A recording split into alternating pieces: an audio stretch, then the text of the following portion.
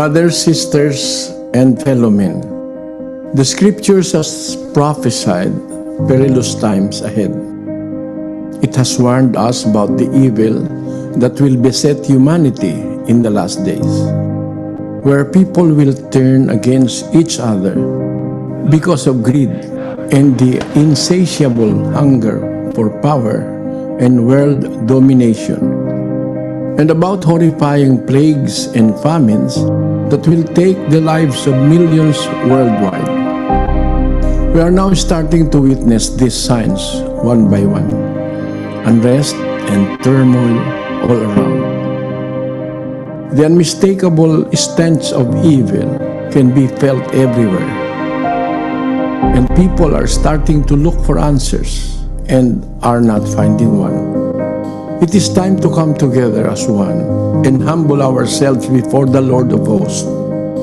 Let us kneel down and lift our supplications to Him that has the power to save us against the rulers of the darkness of this world and the spiritual wickedness in high places.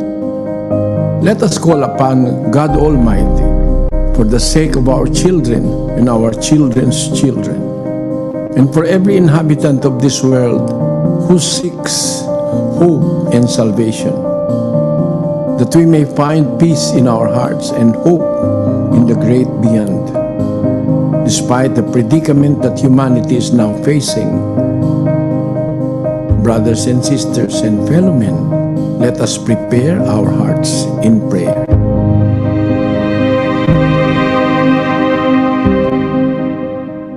Sama-sama tayong mananalangin, mga kapatid.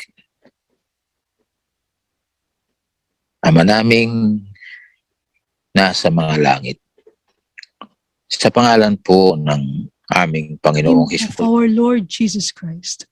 muli kaming sama-samang ilang mga Once nilikha again, mo. Father, we whom you have created, Nagpapasalamat po kami sa first iyo. of all, we are grateful to you, Nakita pa po namin ang for we have seen this day. salamat po sa patuloy mo Thank you for continuously sa amin, delivering us, pag-iingat sa maraming mga for protecting us kapanganiban. from many dangers in this world. Salamat po, Panginoon. Father, our Lord, thank you for the life and the strength Pinagkakaloob sa amin. that you continuously Sa lahat po ng give mga unto us, magandang loob. for all your loving Salamat kindness. lamang po, Ama, ang aming maialay sa iyo. Thanksgiving is what we can offer you back. Marapatin mo. And may you please accept in your highness. Kalinsabi nito, Together with this, kami ng we pray for your forgiveness, sa lahat ng aming mga kasalanang nagawa. for all the sins that we have committed. Sana po, patawarin mo kami.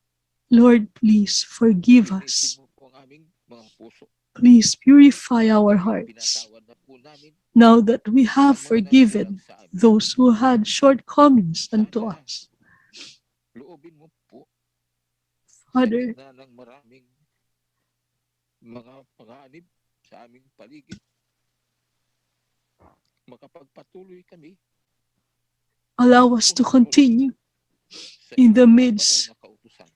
of many dangers around Nawa us, ay to continue obeying your holy will.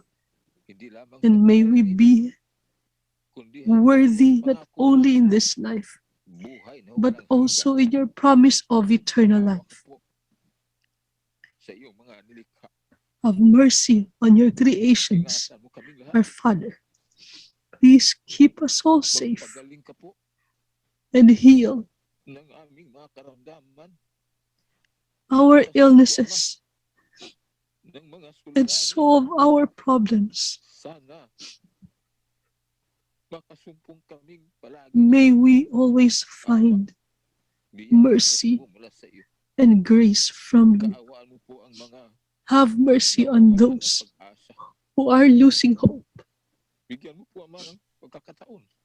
Give them the chance Maawa ka rin po sa maraming to know you, nalulung na sa sari-saring mga and kabataan sa also sanlibutan. those who have been Magbukas ka po and ng grows puso. into many wickedness of this world. Sana bago po Please dumating open their ang hearts, tinakda mong araw sa and may ating the sanlibutan time ito, that you had appointed for this world, ay that you will magkagsama-sama na po sila. make us rest. May we all be together in serving you. Panginoon, sa iyo pong makapangyarihang Our Lord, in your mighty hands, kung inilalagak sa iyo lahat ng aming we mga entrust kabaligtaran sa buhay na ito. all our anxieties in this Salamat life. po sa aming lahat.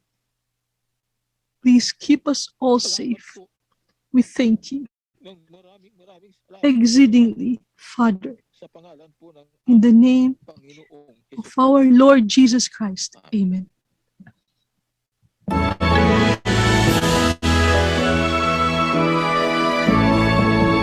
The majesty always to the Father and to the Son is honor and power, and in the Holy Spirit dwell glory forever and